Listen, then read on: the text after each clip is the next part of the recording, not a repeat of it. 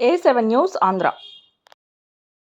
ఆంధ్రప్రదేశ్ రాష్ట్ర దేవాంగ సంక్షేమ సంఘ నూతన అధ్యక్షుడిగా రాయలసీమ ప్రాంతానికి చెందిన ఉట్టి నాగసైనం ఎంపిక కాబడ్డారు. పొద్దుటూరు దేవాంగ సంక్షేమ సంఘానికి అధ్యక్షుడిగా ఉన్న నాగసైనం రాష్ట్ర దేవాంగ సంక్షేమ సంఘంలో వర్కింగ్ ప్రెసిడెంట్గా కొనసాగుతున్నారు.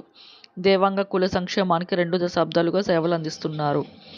ప్రస్తుత అధ్యక్షులు దేవాంగ కర్ణ నాగరాజు వ్యక్తిగత కారణాలతో రాజీనామా చేయటం, రాష్ట్ర అధ్యక్ష పదవికి ఖాళీ ఏర్పడటంతో రాష్ట్ర సంఘం ఎగ్జిక్యూటివ్ కౌన్సిల్ సభ్యులు నాగసైనాన్ని అధ్యక్షులుగా ఎన్నుకున్నారని, వారి పదవులు అక్టోబర్ 2025 వరకు కొనసాగుతారని అసోసియేషన్ అధ్యక్షులు తూతిక శ్రీనివాస్ విశ్వనాథ్ అన్నారు. స్థానిక గుణదల శ్రీ చౌడేశ్వరి దేవాంగ సంక్షేమ సంఘ సమావేశ మందిరంలో జరిగిన రాష్ట్ర ఎగ్జిక్యూటివ్ కౌన్సిల్లో దేవాంగుల అభివృద్ధి కోసం పలు తీర్మానాలు చేశారు. ఈ సందర్భంగా నూతన అధ్యక్షుడు నాగసైనం మాట్లాడుతూ దేవాంగ కుల అభివృద్ధి ధ్యేయంగా కృషి చేస్తానని అన్నారు.